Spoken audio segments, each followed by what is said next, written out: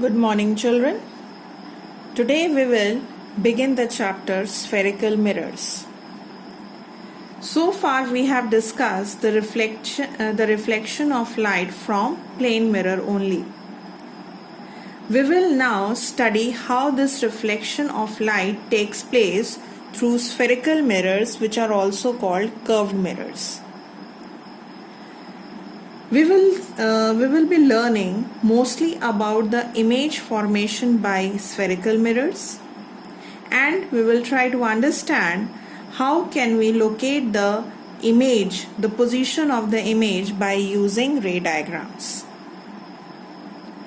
So children, in the previous chapter you have been taught that plane mirrors only change the direction of incident rays.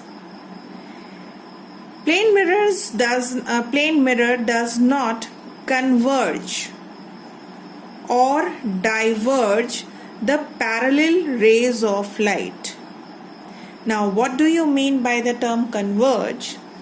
When we say the rays are converging at a point, it simply means that the rays come from different directions and finally meet at a specific point.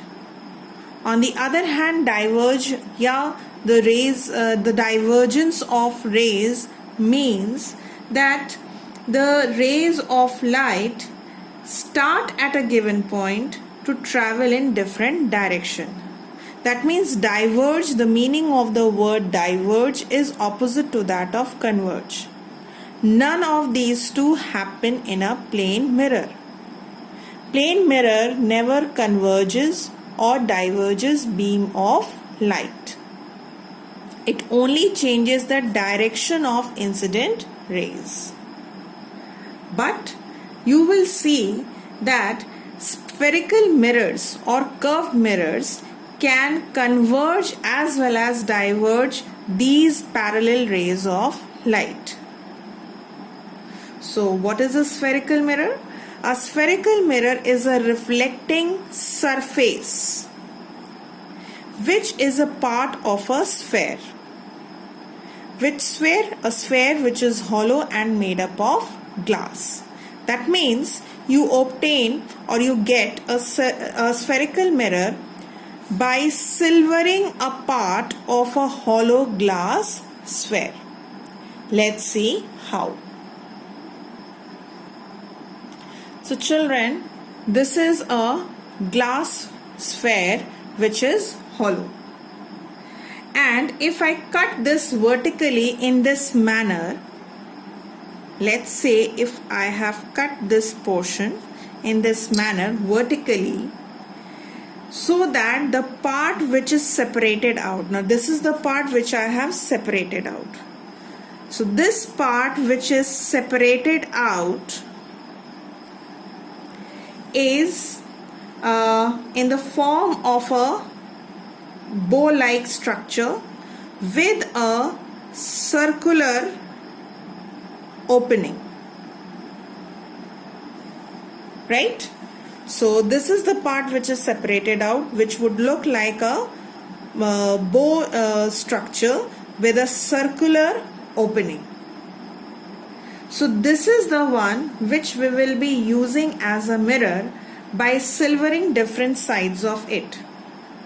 So based on which side we silver, we give a different name to it. If I silver the outer part of this glass sphere, the portion of this glass sphere, so that the inner one is reflecting, the inner portion of this part is acting as reflecting surface and the outer is silvered, then the mirror that we obtain is known as concave mirror. Okay? Similarly, if I change the silvering side of the structure, then we'll get a different mirror.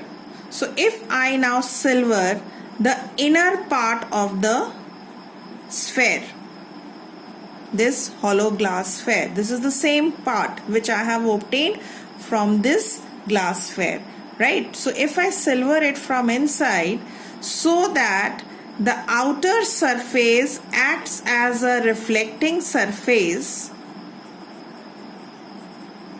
that means the bulged part is acting as a reflecting surface and the inner part is silvered, then this type of mirror is known as convex mirror. Concave mirrors are also called converging mirrors.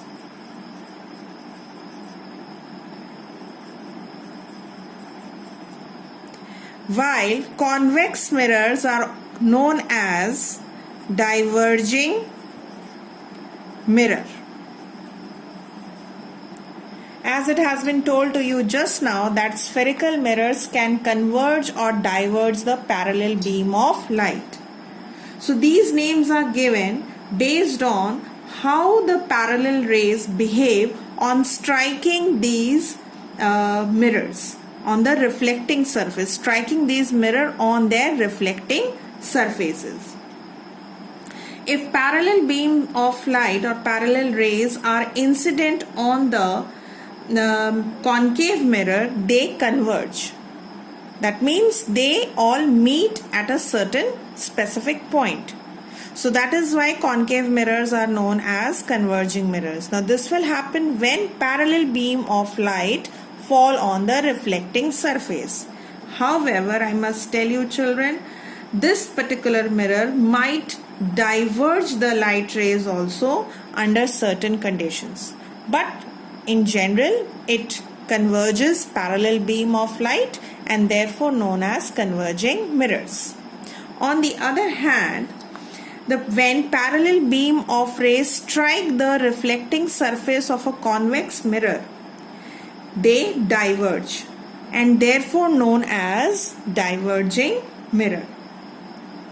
So these are the two types of mirrors, and now we will now analyze other properties of mirror and we will study a few related terms.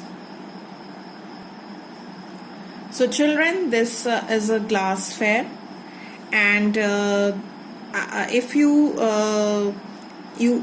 draw the circle like this of a glass spherical surface, then this part if I take a concave side and this part if I take the convex side, by silvering at the required portions, that means if I silver the outer part of this portion of the sphere, I'll get a concave mirror. On the other hand, if I silver the inner part of this glass sphere, I will get a convex mirror. This side is bulging, which is reflecting, so this is convex, and that one is concave because the inner portion becomes reflecting. So when I'll cut this sphere into two parts, I'll get concave mirror and convex mirror, which can be drawn like this. Okay, so this is concave mirror and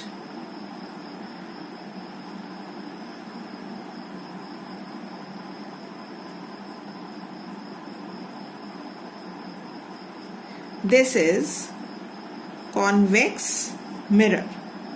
Okay, so now this is the symbol of convex and concave mirror. However, for our convenience, we can also draw the mirror in this way.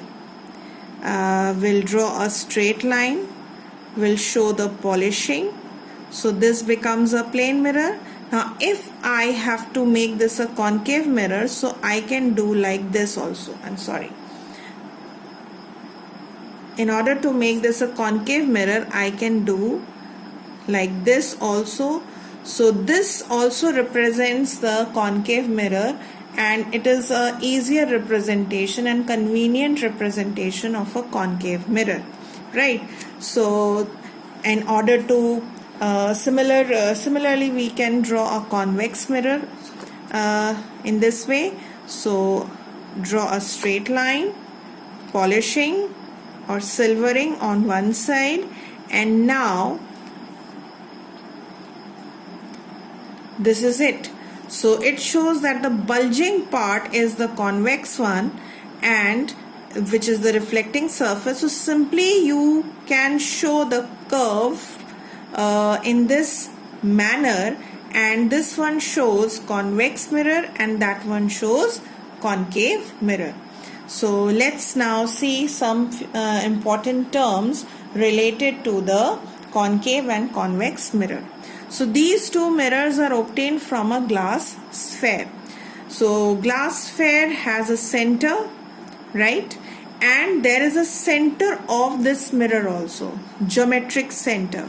So the geometric center of a concave or a convex mirror, which will lie somewhere here in this diagram, if I want to show you, then this geometric center is called pole.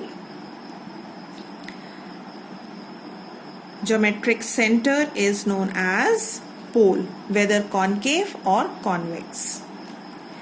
Now these two mirrors are a part of this glass sphere, which too has a center. So center of this glass sphere, of which this mirror or that mirror is a part, is known as center of curvature, denoted by capital C. What did I tell you? That the concave and the convex mirror, both of them are a part of this big sphere which has a center. So this center is known as center of curvature of concave or convex mirror. So this is the pole, and pole is the geometric center of these two mirrors, while center of curvature is the center of this big sphere of which these two mirrors are part. So you can see very well that for a concave mirror, the center of curvature is here, so it lies in front of the concave mirror. On the other hand, if you look at the diagram of a convex mirror, then it lies behind the mirror. So the center of curvature lies behind the convex mirror. A line joining the pole and the center of curvature is known as principal axis. So this line which joins the pole and the center of curvature is known as principal axis, and here also I will draw a principal axis, right? So that's the third term. First one was pole, second one is center of curvature, and the third one is the principal axis. Now children, if you remember this diagram, in which this circular part of the mirror were also shown to you. So the next term which I'll explain is the term known as aperture. So what is aperture? Aperture is the opening in the form of circle. That means aperture is this distance, right? What is aperture? Aperture is this entire distance for both convex and concave mirror, which is nothing but the diameter of this circle. So aperture is this distance, which is the diameter of the circle, and this is the region which is exposed to light. So this is another term which is aperture. Aperture is the opening in the form of a circle, which is the diameter of this circle, whether the convex mirror or a concave mirror, and this is the region which is exposed to light. So that was about aperture. Now next, again come back to this diagram. If I give you a circle and I ask you the distance between this point and the center of a circle, that distance is known as radius. Now since this is a glass sphere out of which we have got two mirrors, therefore the same distance here is known as radius of curvature. The distance between the center of the circle and the pole, this distance is known as radius of curvature. So it is denoted over here